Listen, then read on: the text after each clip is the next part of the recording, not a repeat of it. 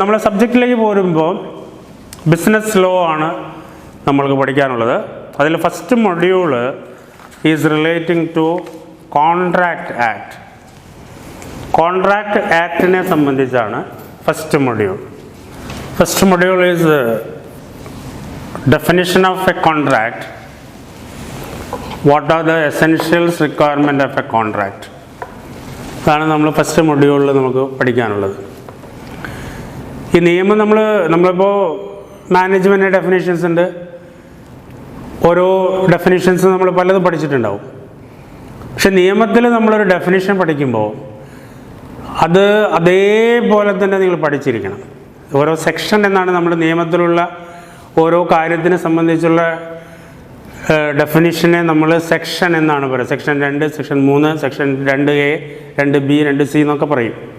അപ്പോൾ അതിൽ ഒരു സെക്ഷൻ നമ്മൾ കറക്റ്റായിട്ട് വായിച്ചു കഴിഞ്ഞാൽ ആ സെക്ഷനിൽ അതിൻ്റെ ക്ലിയറായിട്ട് നമ്മൾ പറയും. അപ്പോൾ ആ ഡെഫിനിഷൻ കറക്റ്റാണോ എന്നാണ് ഒരു നിയമപരമായി പരിശോധിക്കുമ്പോൾ നമ്മൾ ആലോചിക്കണം. അപ്പോൾ സെക്ഷൻസൊക്കെ നിങ്ങൾ പഠിക്കുമ്പോൾ അതിൽ പറഞ്ഞ അതേ രീതിയിൽ തന്നെ പഠിക്കണം. അത് മാറ്റാനുള്ള അധികാരം നമ്മൾക്കില്ല. ഡെഫിനിഷൻസൊക്കെ നമ്മൾ എഴുതുമ്പോൾ നമ്മൾക്ക് നമ്മളതായ സെൻറ്റൻസിൽ എഴുതാം. ഇവിടെയും നിങ്ങൾ കൊട്ടേഷൻസ് ഇട്ടിട്ട് സെക്ഷൻ എഴുതുമ്പോൾ ആ സെക്ഷൻ അതിൽ അതുപോലെ തന്നെ ആയിരിക്കണം. അതായത് നമ്മളതായ വേർഡ്സിലൊക്കെ നമുക്ക് വേണമെങ്കിൽ എഴുതാം. പക്ഷെ കൊട്ടേഷൻസ് എടുത്ത് സെക്ഷൻ എഴുതുമ്പോൾ അത് പൂർണ്ണ രൂപത്തിലായിരിക്കണം. അപ്പോൾ കോൺട്രാക്റ്റിൻ്റെ ഡെഫിനിഷൻ നമ്മൾ നോക്കുമ്പോൾ നിങ്ങൾക്കിപ്പോൾ കോൺട്രാക്റ്റ് എന്ന് പറഞ്ഞാൽ നിങ്ങളുടെ ജനറലായിട്ടുള്ള എന്താണ്, നമ്മളിപ്പോൾ പല രീതിയിലുള്ള കോൺട്രാക്റ്റുകളും നമ്മൾ നിത്യജീവിതത്തിൽ നമ്മൾ എൻ്റർ ചെയ്യുന്നുണ്ട്. നമ്മൾ ബസ്സിൽ യാത്ര ചെയ്യുന്നതും ഒരു കോൺട്രാക്റ്റാണ്. ബസ്സിൽ യാത്ര ചെയ്യുന്ന സമയത്ത് ഒരു ബസ്സുകാരും നമ്മളും തമ്മിലൊരു കോൺട്രാക്റ്റ് ഉണ്ടായതുകൊണ്ടാണ് ആ ബസ്സിൽ യാത്ര ചെയ്യുന്ന സമയത്ത് നമ്മൾക്കൊരു ആക്സിഡൻറ്റ് പറ്റിയാൽ നമ്മൾക്ക് ക്ലെയിം ചെയ്യാൻ പറ്റുന്നത്. നമ്മളെ വീട് വാടകയ്ക്ക് എടുക്കുന്നത് ഒരു കോൺട്രാക്റ്റാണ്. ആ കോൺട്രാക്റ്റ് ആയതുകൊണ്ടാണ് നമ്മൾ വാടക കൊടുത്തിട്ടില്ലെങ്കിൽ അയാൾക്ക് നമ്മളെ ഒഴിപ്പിക്കാൻ കഴിയുന്നത്. നമ്മളൊരു സാധനം വാങ്ങിക്കുന്നത് ഒരു ഷോപ്പിൽ പോയി നമ്മളൊരു സാധനം വാങ്ങിക്കൊണ്ടുവന്ന് ആ സാധനം വാങ്ങിക്കൊണ്ടുവന്ന് വീട്ടിലെത്തി നോക്കുമ്പോൾ അത് ചീത്ത പ്രോഡക്റ്റാണെന്ന് വിചാരിക്കുക. ആ സമയത്ത് നിങ്ങൾക്കത് റിട്ടേൺ ചെയ്യാൻ കഴിയുന്നത് ആ സാധനം വാങ്ങുന്ന പ്രോസസ്സ് ഒരു കോൺട്രാക്റ്റ് ആയതുകൊണ്ടാണ്. അപ്പോൾ നമ്മൾ അറിഞ്ഞോ അറിയാതെയോ നമ്മൾ പല നിയമപരമായ പല കോൺട്രാക്റ്റുകളും നമ്മൾ എൻ്റർ ചെയ്യുന്നുണ്ട്. ഇപ്പോൾ ഏതെങ്കിലും ഒരു സാധനം നമ്മൾ ഷോപ്പിൽ നിന്ന് വാങ്ങിക്കൊണ്ടുവന്ന് നമ്മളത് ഭക്ഷണ സാധനം നമ്മളൊരു ഷോപ്പിൽ നിന്ന് വാങ്ങിക്കൊണ്ടുവന്ന് ആ സാധനം നമ്മൾ വീട്ടിൽ നിന്ന് കഴിച്ചപ്പോൾ നമ്മൾക്കൊരു അസുഖം വന്നെന്ന് വിചാരിക്കുക. നമ്മൾക്ക് അയാളുടെ പേരിൽ, ഷോപ്പുകാരൻ്റെ പേരിൽ നിയമപരമായ നടപടിയെടുക്കാൻ കഴിയുന്നത് ആ സാധനം വാങ്ങുന്ന മൂവ്മെൻറ്റിൽ നമ്മളൊരു നിയമപരമായ കോൺട്രാക്റ്റ് എൻ്റർ ചെയ്യുന്നതുകൊണ്ടാണ്. ഇപ്പോൾ നമ്മളൊരു ടിക്കറ്റ് എടുത്ത് ഒരു സിനിമ കാണാൻ പോയി. സിനിമ കണ്ടുകൊണ്ടിരിക്കുമ്പോൾ നമ്മൾ തലയിലേക്ക് ആ റൂഫിൽ നിന്നൊരു സാധനം അടർന്നു വീണു, നിങ്ങൾക്ക് വലിയ പരിക്ക് പറ്റിയെന്ന് വിചാരിക്കാം. നമ്മൾക്ക് ആ സിനിമ ഹാളിൻ്റെ ഉടമസ്ഥൻ്റെ പേരിൽ നിയമപരമായൊരു നടപടിയെടുക്കാൻ കഴിയുന്നത് നമ്മളും അയാളും തമ്മിൽ ഒരു കോൺട്രാക്റ്റ് അവിടെ വരുന്നത് കൊണ്ടാണ്. പക്ഷെ അത് റിട്ടേൺ ആയിട്ട് എഴുതുന്നില്ല. റിട്ടേൺ ആയിട്ടുള്ളതും റിട്ടേൺ അല്ലാത്തതുകൊണ്ട് ആ റിട്ടേൺ അല്ലാത്ത കോൺട്രാക്റ്റിൽ പെട്ടതാണ് ഇതൊക്കെ. ഇപ്പോൾ നമ്മളൊരു പ്രോപ്പർട്ടി വാങ്ങാൻ വേണ്ടി 1 lakh rupees അഡ്വാൻസ് കൊടുത്തെന്ന് വിചാരിക്കുക, അല്ലെങ്കിൽ 10 lakh rupees അഡ്വാൻസ് കൊടുത്തു. ഒരു മാസം കഴിഞ്ഞിട്ട് നമുക്ക് അയാൾ രജിസ്റ്റർ ചെയ്ത് തരണമെന്ന് പറഞ്ഞു. ഒരു മാസം കഴിഞ്ഞിട്ട് അയാൾ രജിസ്റ്റർ ചെയ്ത് തരുന്നില്ല. നിങ്ങൾക്ക് ഒന്നുകിൽ നിങ്ങൾ 10 ലക്ഷം രൂപ തിരിച്ച് കിട്ടണം, അല്ലെങ്കിൽ നിങ്ങളുടെ പ്രോപ്പർട്ടി അയാൾ നിങ്ങൾക്ക് രജിസ്റ്റർ ചെയ്ത് തരണം. രണ്ടിലേതെങ്കിലും ഒന്ന് നടക്കണം. അത് ചെയ്തിട്ടില്ലെങ്കിൽ നമ്മൾക്ക് അയാളുടെ പേരിൽ നിയമപരമായ നടപടിയെടുക്കാൻ കഴിയുന്നത് നമ്മളും അയാളും തമ്മിൽ ഒരു കോൺട്രാക്റ്റ് എൻ്റർ ചെയ്തതുകൊണ്ടാണ്.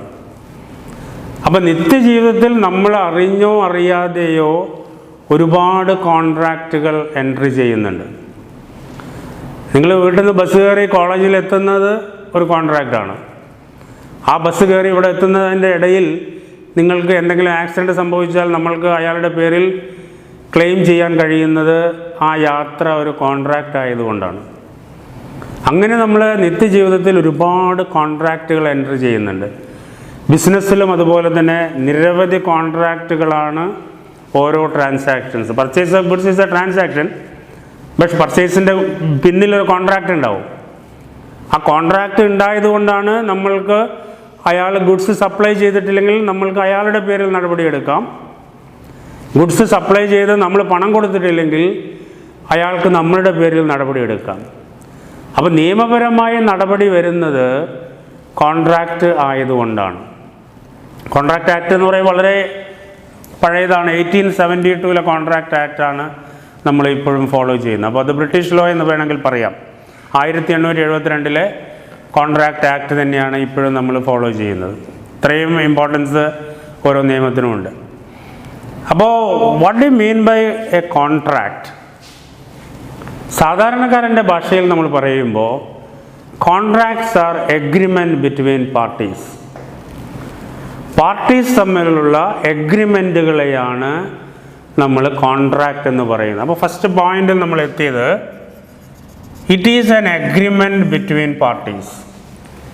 അപ്പോൾ അതിൽ നിന്ന് എഗ്രിമെൻറ്റ് ബിറ്റ്വീൻ പാർട്ടീസ് എന്ന് പറയുമ്പോൾ അതിൽ ഒരുപാട് പോയിന്റ് വരും. ബിറ്റ്വീൻ പാർട്ടീസ് എന്ന് പറയുമ്പോൾ ഒന്നിലധികം ആളുകൾ ഉണ്ടായിരിക്കണം. അപ്പോൾ ഒന്നിലധികം ആളുകൾ ചേർന്ന് ചെയ്യുന്ന എഗ്രിമെൻറ്റുകളെയാണ് നമ്മൾ കോൺട്രാക്റ്റ് എന്ന് പറയുന്നത്. അപ്പോൾ നമ്മളെ ഗുഡ്സ് വിൽക്കാം എന്നുള്ളത് ഒരു എഗ്രിമെൻ്റ് ഉണ്ടായിരിക്കും. ആ എഗ്രിമെൻ്റ് ആയതുകൊണ്ട് നമ്മൾക്ക് അതിനെ കോൺട്രാക്റ്റ് എന്ന് പറയാം. സാധനങ്ങൾ സപ്ലൈ ചെയ്തു കൊള്ളാമെന്ന് നമ്മൾ ചിലപ്പോൾ എഗ്രിമെൻ്റ് ഉണ്ടാവും. അതുകൊണ്ട് നമ്മൾക്ക് അതിനെ കോൺട്രാക്റ്റ് എന്ന് പറയാം. നിങ്ങൾ തന്നെ നിങ്ങളെ വീട് വാടക എടുത്തത് അല്ലെങ്കിൽ നിങ്ങൾ വീട് വാടക കൊടുത്തത് ഒരു എഗ്രിമെൻ്റ് വെച്ചായിരിക്കും. ആ എഗ്രിമെൻ്റ് ഉണ്ടായത് അതിനെ നമ്മൾക്കൊരു കോൺട്രാക്റ്റ് എന്ന് പറയാം. Therefore in simple meaning contracts are agreement between parties. Parties തമ്മിലുള്ള എഗ്രിമെൻറ്റുകളെയാണ് നമ്മൾ കോൺട്രാക്റ്റ് എന്ന് പറയുന്നത്. First, what do mean by an agreement? Agreement എന്ന് പറയുന്നത് സെക്ഷൻ 2H ആണ് എഗ്രിമെൻ്റ് ഡിഫൈൻ ചെയ്തത്. 2H. Every promise or promises forming consideration for each other is an agreement. Every promise or promises forming consideration for each other.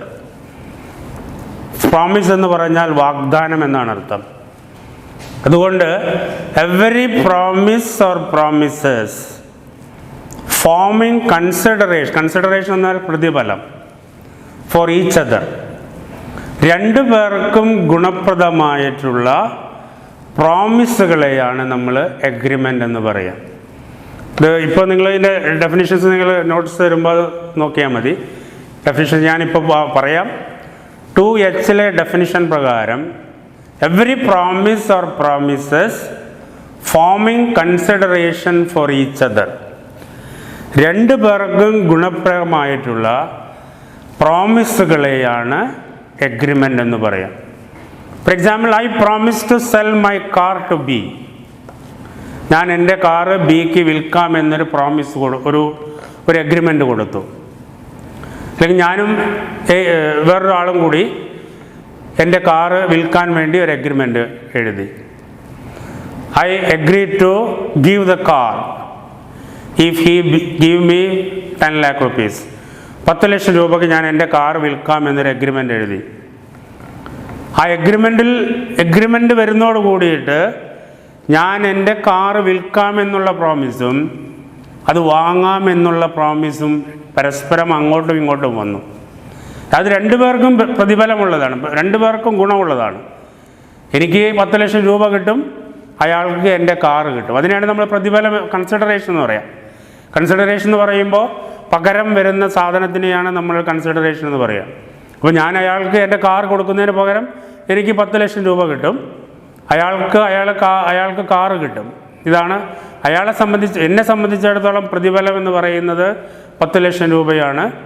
അയാളെ സംബന്ധിച്ചിടത്തോളം പ്രതിഫലം എന്ന് പറയുന്നത് കാറാണ്. അപ്പോൾ രണ്ടു പേർക്കും ഗുണപ്രദമായിട്ടുള്ള പ്രോമിസുകളെയാണ് നമ്മൾ കൺസിഡറേഷൻ എന്ന് പറയുന്നത്. പ്രോമിസുകളെയാണ് നമ്മൾ എഗ്രിമെൻ്റ് എന്ന് പറയുന്നത്. അപ്പോൾ ഈ എഗ്രിമെൻ്റ് എന്ന് പറയുമ്പോൾ ഇപ്പോൾ എയും ബിയും തമ്മിൽ ഒരു എഗ്രിമെൻ്റ് വന്നാൽ ഇവിടേക്കും കൺസിഡറേഷൻ പോകും, ഇവിടേക്കും കൺസിഡറേഷൻ വരും. ഇവിടേക്കും ഒരു വാഗ്ദാനം ഉണ്ടാവും, അവിടുന്ന് ഇങ്ങോട്ടും വാഗ്ദാനം ഉണ്ടാവും. അങ്ങനെ രണ്ടു പേർക്കും ഗുണപ്രദമായിട്ടുള്ള വാഗ്ദാനങ്ങളെയാണ് നമ്മൾ എഗ്രിമെൻ്റ് എന്ന് പറയുന്നത്. Therefore, നമ്മൾ ആദ്യം ഇനി ഡിഫൈൻ ചെയ്യുന്നത്, അല്ലെങ്കിൽ നമ്മൾ വാഗ്ദാനം എന്ന് പറഞ്ഞാൽ അതിൻ്റെ അർത്ഥം എന്താണ്? പ്രോമിസ്, ഞാൻ പറഞ്ഞല്ലോ എഗ്രിമെൻ്റ് എന്ന് പറഞ്ഞാൽ രണ്ടുപേരും പരസ്പരം പറയുന്ന പ്രോമിസുകളെയാണ് നമ്മൾ എഗ്രിമെൻ്റ് എന്ന് പറയുന്നത്. അപ്പോൾ ഡെഫിനിഷൻ ഇതിങ്ങനെ ഓരോ ചെയിനായിട്ടാണ് ഡെഫിനിഷൻ വരിക. ഒന്നിലൊരു കാര്യം പറഞ്ഞിട്ടുണ്ടാവും, അതിൻ്റെ മീനിങ്ങിൽ നമ്മൾ പിന്നെ അടുത്ത സെക്ഷൻ നോക്കണം. ഇങ്ങനെ ചെയിനായിട്ടാണ് നിയമത്തിലെ സെക്ഷൻസ് പോവുക, അല്ലെങ്കിൽ മീനിങ് പോവുക. അപ്പോൾ എഗ്രിമെൻറ്റിൻ്റെ ഡെഫിനിഷനിൽ പറഞ്ഞത് എഗ്രിമെൻറ്റുകൾ പ്രോമിസുകളാണ് എഗ്രിമെൻറ്റിൽ എന്ന് പറയുന്നു. അപ്പോൾ നമ്മൾ നോക്കേണ്ടത് പ്രോമിസ് എന്ന് പറഞ്ഞാൽ അതിൻ്റെ അർത്ഥം എന്താണ്, എന്നാലല്ലേ ശരിയാവുള്ളൂ. എഗ്രിമെൻറ്റിൻ്റെ ഡെഫിനിഷനിൽ പറയുന്നത് എഗ്രിമെൻറ്റുകൾ പ്രോമിസുകളാണ് എഗ്രിമെൻ്റ് എന്ന് പറയുന്നു. അപ്പോൾ എഗ്രിമെൻറ്റിൽ അപ്പോൾ നമ്മൾ നോക്കേണ്ടത് പ്രോമിസ് എന്ന് പറഞ്ഞാൽ എന്താണ്?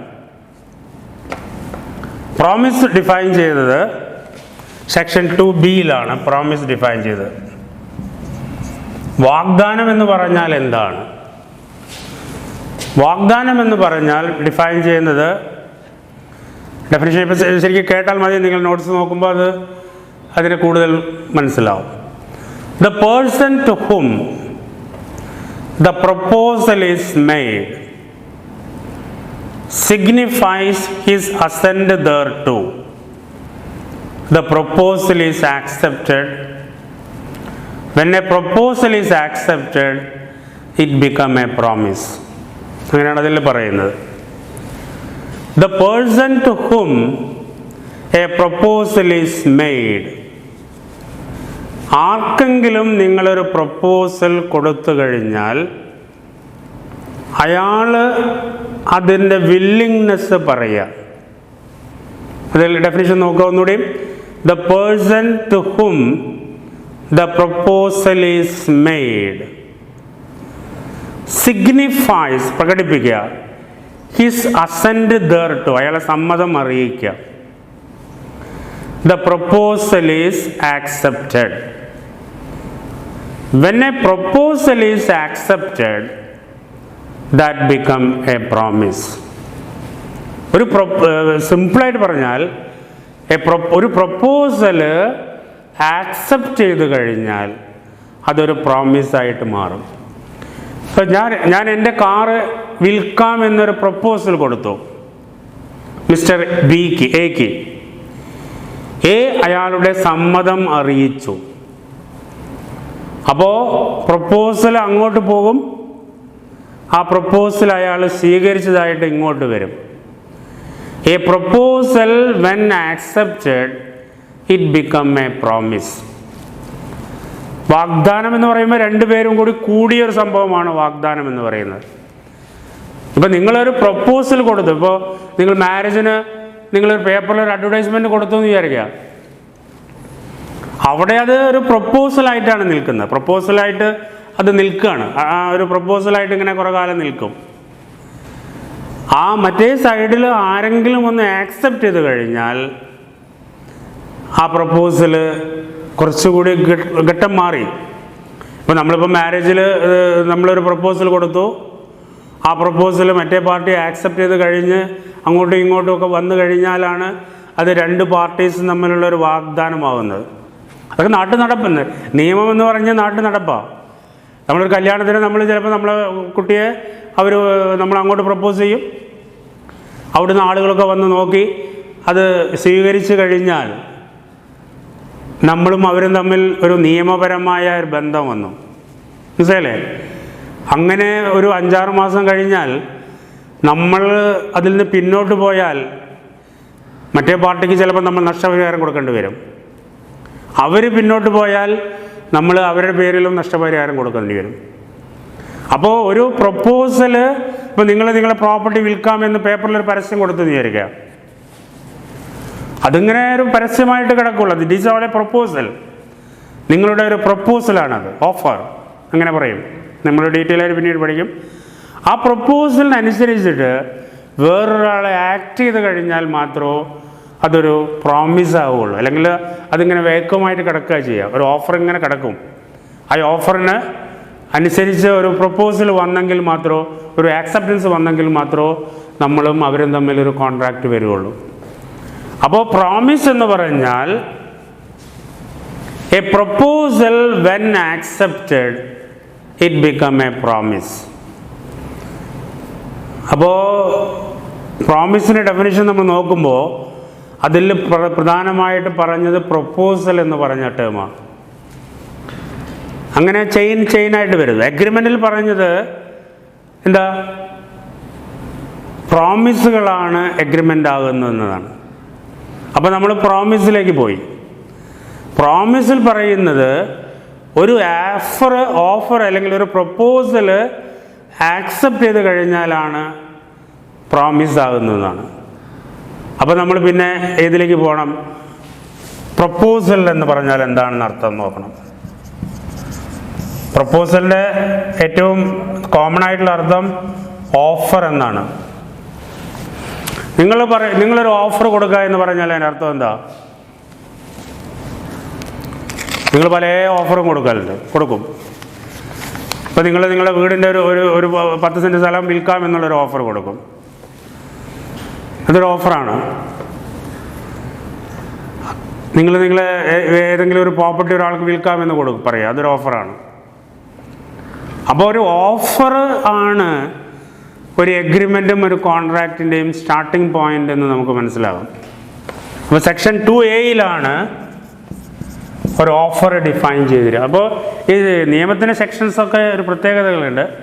വളരെ സിമ്പിൾ ലാംഗ്വേജിലായിരിക്കും നിയമത്തിൻ്റെ സെക്ഷൻസൊക്കെ ഉണ്ടാകുക. നമ്മൾ റൈറ്റേഴ്സൊക്കെ പറയുന്ന സെക്ഷൻ പോലെ കടുപ്പത്തിലായിരിക്കും. സാധാരണക്കാരന് മനസ്സിലാകുന്ന രീതിയിലാണ് നിയമം ഉണ്ടാകുക. അപ്പോൾ നിയമത്തിൻ്റെ സെൻറ്റൻസുകളൊക്കെ വളരെ ക്ലിയർ ആയിരിക്കും. ഇപ്പോൾ നിങ്ങൾ പ്രോമിസിൻ്റെ ഡെഫിനിഷൻ നിങ്ങൾ നോക്ക്. The person to whom the proposal is made. Clear അല്ലേ? ആർക്കാണ് ഒരു പ്രപ്പോസൽ കൊടുക്കുന്നത്? സിഗ്നിഫൈസ്, പ്രകടിപ്പിക്കുക. ഹിസ് അസെൻറ്റ്, സമ്മതം. അതൊക്കെ വളരെ ക്ലിയറാണ്. The person to whom the proposal is made signifies his assent thereto. ആർക്കും മനസ്സിലാകാത്തതുണ്ടോ? ഏതൊരു ചെറിയൊരു ലാംഗ്വേജ് അറിയുന്നവർക്ക് അറിയാം. ദ പേഴ്സൺ ടു ഹൂം, ആർക്കാണോ. അവിടെയൊക്കെ ഒരുപാട് നിയമപ്രശ്നങ്ങളുണ്ട്. Suppose A made a promise to B, only B have the right to accept. അതാണ് അതിൻ്റെ അർത്ഥം. The person to whom the proposal is made. A ബിക്ക് ഒരു പ്രപ്പോസൽ കൊടുത്താൽ, നിയമം എന്ന് പറഞ്ഞാൽ അങ്ങനെയാണ്. എ ബിക്ക് ഒരു പ്രപ്പോസൽ കൊടുത്താൽ സിക്ക് അത് ആക്സെപ്റ്റ് ചെയ്യാൻ പറ്റില്ല. അതാണ് അതിൽ പറയുന്നത്. A person to whom the proposal is made, ആർക്കാണ് ഒരു പ്രപ്പോസൽ കൊടുത്തത്, സിഗ്നിഫൈസ് ഹിസ് അസെൻറ്റ്, അയാളുടെ സമ്മതം അറിയിക്കുക. ആ സമ്മതം അറിയിക്കുന്നതിനെയാണ് നമ്മൾ ആക്സെപ്റ്റൻസ് എന്ന് പറയുന്നത്. അപ്പോൾ ഒരു പ്രപ്പോസൽ, പിന്നെ അടുത്ത സെൻറ്റൻസിൽ പറയുന്നത് എന്താ? The proposal when accepted it become A promise. ഏതൊരാൾക്കും മനസ്സിലാവും. ഈ പ്രപ്പോസൽ ആക്സെപ്റ്റ് ചെയ്ത് കഴിഞ്ഞാൽ അത് പ്രോമിസായി. അപ്പോൾ നമ്മൾ നോക്കേണ്ടത് പ്രപ്പോസൽ എന്ന് പറഞ്ഞാൽ എന്താണ്. നിങ്ങൾക്കറിയാം പ്രപ്പോസൽ എന്ന്, നിങ്ങൾ പല പ്രപ്പോസലൊക്കെ കൊടുക്കുന്നതാണ്. പ്രപ്പോസൽ എന്ന് പറഞ്ഞ നിയമം അതിൽ പറയുന്നുണ്ട്. A person signifies his willingness to do or abstain from doing something. Such act or abstinence is called an offer. വളരെ ക്ലിയർ അല്ലേ? ഓഫർ എന്ന് പറഞ്ഞാൽ നിങ്ങളുടെ ഭാഷയിൽ നിങ്ങളെ പ്രോപ്പർട്ടി വിൽക്കുന്നതിനുള്ള ഓഫർ എന്ന് പറഞ്ഞ അർത്ഥം എന്താ? നിങ്ങളത് വിൽക്കാമെന്ന് പ്രകടിപ്പിക്കുക, അല്ലെങ്കിൽ നിങ്ങൾ വിൽക്കാമെന്ന് താല്പര്യപ്പെടുക. ഒരാളോട് പറയുകയാണ് ഞാൻ എൻ്റെ പ്രോപ്പർട്ടി നിങ്ങൾക്ക് തരാം. ആ പ്രോസസ്സിനെ നിങ്ങൾ എങ്ങനെ ഡിഫൈൻ ചെയ്യും? നിങ്ങളെ താല്പര്യം ഒരാളെ അറിയിക്കുന്നതാണ്. സെക്ഷനിൽ അത്ര തന്നെ പറഞ്ഞിട്ടുള്ളൂ. A person signifies his assent to do or abstain from doing. ഒരു കാര്യം ചെയ്യാമെന്ന് പറയുക, അല്ലെങ്കിൽ ചെയ്യില്ല എന്ന് പറയാം. രണ്ടും പ്രോമിസാണ്, രണ്ടും ഓഫർ തന്നെയാണ്. ഒരു കാര്യം ചെയ്യുമെന്ന് പറയാം, I ready to transfer the property, ഞാൻ നിങ്ങൾക്ക് വിൽക്കാം, അതൊരു കാര്യം ചെയ്യുകയാണ്. അല്ലെങ്കിൽ ഞാൻ നിങ്ങൾക്ക് ഗുഡ്സ് സപ്ലൈ ചെയ്യാം, അതൊരു കാര്യം ചെയ്യാമെന്നുള്ളതാണ്. ചിലപ്പോൾ ചെയ്യില്ല എന്ന് പറയുന്നതായിരിക്കും, അങ്ങനെയും വരാം. ഞാൻ നിങ്ങളുടെ പേരിൽ കേസ് കൊടുക്കില്ല, നിങ്ങൾ എനിക്ക് 1,00,000 രൂപ തന്നാൽ. അതെന്താ? നിങ്ങളുടെ ഓഫർ എന്താ? ഒരു കാര്യം ചെയ്യുക എന്നുള്ളതല്ല, ഒരു കാര്യം ചെയ്യില്ല എന്നുള്ളതാണ്. അപ്പം നിങ്ങൾ കൊടുക്കുന്ന ഓഫർ ഒരു കാര്യം ചെയ്യാമെന്നുള്ളത് തന്നെ ആയിക്കൊള്ളുന്നില്ല, ഒരു കാര്യം ചെയ്യില്ല എന്നും ആകാം. ഞാൻ നിങ്ങൾക്ക് നിങ്ങളുടെ പേരിൽ ഇനി നിയമപരമായ നടപടിയൊന്നും എടുക്കില്ല, നിങ്ങൾ എനിക്ക് 5,00,000 രൂപ തന്നാൽ. അവിടെ നിങ്ങൾ കൊടുക്കുന്ന ഓഫർ എന്ന് പറയുന്നത് ഒരു കാര്യം ചെയ്യില്ല എന്നാണ്. അപ്പോൾ അതാണ് സെക്ഷനിൽ അങ്ങനെ പറഞ്ഞത്, to signifies his willingness to do, ഒരു കാര്യം ചെയ്യാമെന്നോ ചെയ്യില്ല എന്ന് പറയുന്ന ആ പ്രക്രിയ, ഇതിനെയാണ് നമ്മൾ പ്രപ്പോസൽ അല്ലെങ്കിൽ ഓഫർ എന്ന് പറയുന്നത്. വളരെ സിമ്പിൾ ഡെഫിനിഷനാണ്. Offer means if he signifies to another his willingness to do or abstain from doing anything, ആ പ്രോസസ്സിനെയാണ് നമ്മൾ ഓഫർ എന്ന് പറയുക. Suppose A offer to sell his car to B, it is a willingness by A to sell his car to B. അപ്പോൾ ഇങ്ങനെയൊക്കെ നമ്മൾ analyse ചെയ്യുമ്പോൾ ഒരു എഗ്രിമെൻറ്റിൻ്റെ സ്റ്റാർട്ടിംഗ് പോയിന്റ് എന്ന് പറയുന്നത് ഒരു ഓഫറാണ്. Offer is the starting point of a contract or an agreement. Offer when accepted, ഒരു ഓഫർ ആക്സെപ്റ്റ് ചെയ്ത് കഴിഞ്ഞാൽ ഇറ്റ് ഈസ് എ പ്രോമിസ്, അത് രണ്ടു പേർക്കും ഗുണമുണ്ടെങ്കിൽ it is an agreement, and it the agreement resulting a contract. Therefore, we can rewrite as offer plus acceptance is equal to an agreement. Offer is the starting point. I offer an agreement ആവില്ല. An offer is when accepted, it become an agreement between parties. നിങ്ങളുടെ property വിൽക്കാമെന്നൊരു പരസ്യം കൊടുത്തു, ആ പരസ്യത്തിൻ്റെ അടിസ്ഥാനത്തിൽ ഒരാൾ വന്നു, നിങ്ങളും അയാളും തമ്മിൽ കോണ്ടാക്റ്റ് ആയിക്കഴിഞ്ഞാൽ, എഗ്രി ചെയ്ത് കഴിഞ്ഞാൽ it is an agreement between parties. അപ്പോൾ കോൺട്രാക്റ്റ് എന്ന് പറയുന്നത് എഗ്രിമെൻറ്റുകളാണ്. ഇനി അടുത്തൊരു ചോദ്യം, അതാണ് നിങ്ങളുടെ പ്രധാനപ്പെട്ട ചോദ്യം, അല്ലെങ്കിൽ നിങ്ങൾ പഠിക്കേണ്ട ഒരു പ്രധാനപ്പെട്ട ഭാഗം അതാണ്. ഇപ്പോൾ ഞാൻ നേരത്തെ പറഞ്ഞു കോൺട്രാക്ട്സ് എന്ന് പറഞ്ഞാൽ എഗ്രിമെൻറ്റുകളാണ് എന്ന് പറഞ്ഞു. ഇനി അടുത്ത എൻ്റെ ചോദ്യം, എല്ലാ എഗ്രിമെൻറ്റുകളും കോൺട്രാക്റ്റ് ആണോ?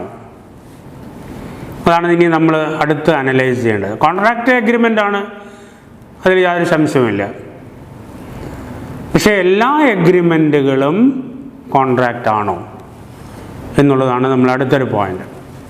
അവിടെ നമ്മൾ ഇപ്പോൾ കുറേ എക്സാമ്പിൾസ് എടുക്കുമ്പോൾ, ഇപ്പം നിങ്ങളുടെ കയ്യിലുള്ളൊരു വീട്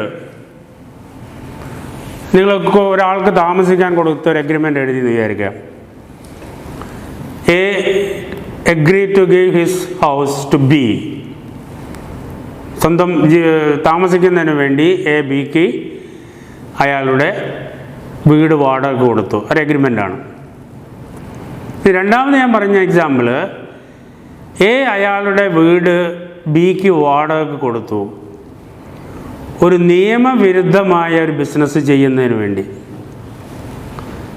മയക്കുമരുന്ന് കച്ചവടം അല്ലെങ്കിൽ എന്തെങ്കിലും നിയമവിരുദ്ധമായ ഒരു കാര്യത്തിന് വേണ്ടി എ ബിക്ക് അയാൾ വീട് വാടക കൊടുത്തു എന്ന് വിചാരിക്കാം. രണ്ടും എഗ്രിമെൻ്റാണ്. എ അയാളുടെ വീട് വേറെ ആൾക്ക് താമസിക്കാൻ വാടക കൊടുക്കുന്നതും എഗ്രിമെൻ്റാണ്. രണ്ടാമത് എ അയാളുടെ വീട് ഒരു വ്യഭിചാരം നടത്തുന്നതിന് വേണ്ടി അല്ലെങ്കിൽ കള്ള് കച്ചവടം നടത്തുന്നതിന് വേണ്ടിയോ വാടക കൊടുത്തുന്ന, രണ്ടും എഗ്രിമെൻ്റാണ്.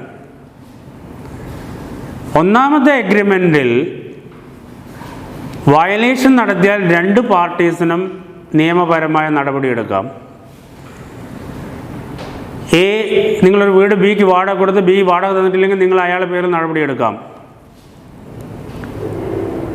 അല്ലെങ്കിൽ നിങ്ങൾ എയുടെ വീട് നിങ്ങൾ ബിക്ക് വാടക കൊടുത്ത് അയാളോട് ഇടയ്ക്ക് പോകാൻ പറഞ്ഞാൽ അയാൾക്ക് നിങ്ങളെ പേരിൽ നടപടി എടുക്കാം.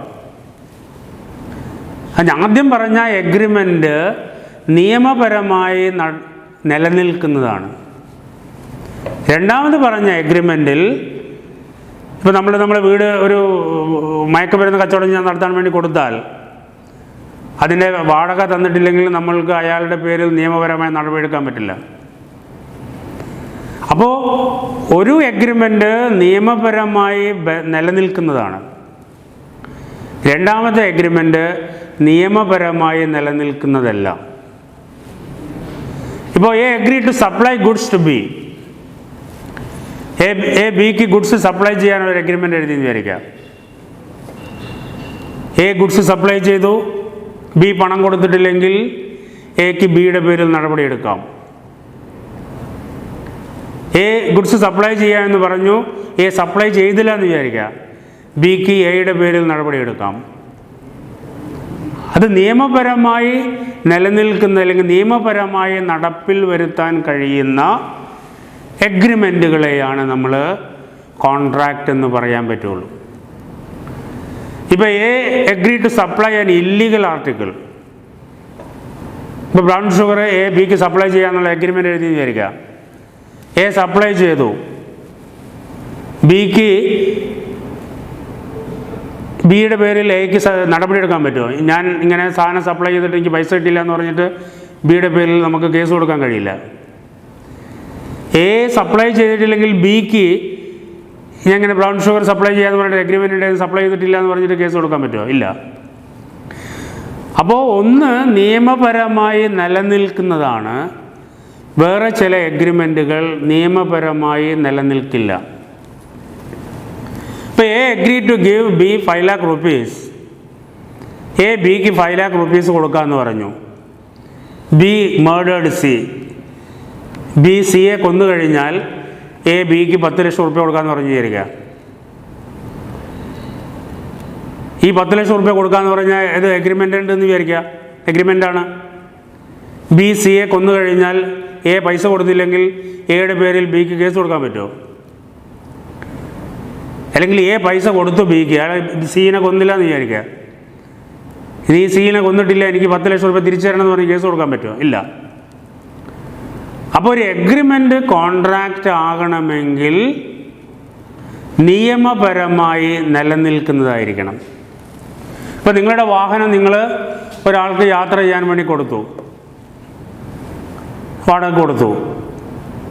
ആ അയാൾ വാടക തന്നില്ലെങ്കിൽ നിങ്ങൾക്ക് അയാളെ പേരിൽ നടപടിയെടുക്കാം. അയാൾ വാഹനം തിരിച്ചു തന്നില്ലെങ്കിൽ നിങ്ങൾക്ക് അയാളെ പേരിൽ നടപടിയെടുക്കാം. നിങ്ങളുടെ വാഹനം ഒരാൾക്ക് വാടക കൊടുത്തു, അയാൾ നിങ്ങൾക്കറിയാം അയാളത് ലിക്കർ സപ്ലൈ ചെയ്യാൻ വേണ്ടി ഉപയോഗിച്ചു, ഇല്ലീഗലായിട്ടുള്ള മാഹി പോയിട്ട് സാധനം വാങ്ങി കൊണ്ടുവരാൻ വേണ്ടി ഉപയോഗിച്ചു വിചാരിക്കുക. ആ പോരുന്ന വഴിയിൽ പോലീസ് പിടിച്ചു, നിങ്ങളും അതിൽ പാർട്ടിയായിട്ട് മാറും. അപ്പോൾ എഗ്രിമെൻറ്റുകൾ കോൺട്രാക്റ്റ് ആകണമെങ്കിൽ നിയമപരമായി നിലനിൽക്കുന്നതായിരിക്കണം. Therefore, ഇവിടെ നമ്മൾക്ക് ഒന്നുകൂടി റീറൈറ്റ് ചെയ്യേണ്ടി വരും. Agreement plus enforceable by law is contract. എല്ലാ എഗ്രിമെൻറ്റുകളും കോൺട്രാക്റ്റുകളല്ല, എൻഫോഴ്സബിൾ ബൈ ലോ ആയിരിക്കണം, നിയമപരമായി നിലനിൽക്കുന്നതായിരിക്കണം. അതിന് നമ്മൾ സാധാരണ ഉപയോഗിക്കുന്ന ടേം എൻഫോഴ്സബിൾ ബൈ ലോ. അതിൻ്റെ അർത്ഥം എന്താണെന്ന് വെച്ചാൽ നിയമപരമായി നടപ്പിൽ വരുത്താൻ കഴിയുന്നതായിരിക്കണം. ഒരു പാർട്ടി ഒരു എഗ്രിമെൻ്റ് എഴുതിയിട്ട് ആ പാർട്ടി അതിൽ നിന്ന് തെറ്റിപ്പോയാൽ നിങ്ങൾക്ക് അയാളുടെ പേരിൽ നടപടിയെടുക്കാൻ കഴിയണം. A agreed to sell his land to B and B gave 10 lakh rupees. A അയാളുടെ പ്രോപ്പർട്ടി ബിക്ക് വിൽക്കാമെന്ന് പറഞ്ഞു.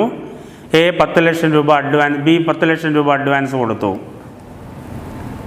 ഇവിടെ എയും ബിയും തമ്മിൽ ഒരു വെറും എഗ്രിമെൻ്റ് അല്ല, ഇതൊരു കോൺട്രാക്റ്റാണ്. അപ്പോൾ എ ബിക്ക് പ്രോപ്പർട്ടി രജിസ്റ്റർ ചെയ്ത് കൊടുത്തിട്ടില്ലെങ്കിൽ ബിക്ക് എയുടെ പേരിൽ നടപടിയെടുക്കാം. അതേപോലെ തന്നെ ബിക്ക് പ്രോപ്പർട്ടി രജിസ്റ്റർ ചെയ്ത് കൊടുത്തു, പണം കിട്ടിയിട്ടില്ലെങ്കിൽ എക്ക് ബിയുടെ പേരിൽ നടപടിയെടുക്കാം. അപ്പോൾ നിയമപരമായി നിലനിൽക്കുന്ന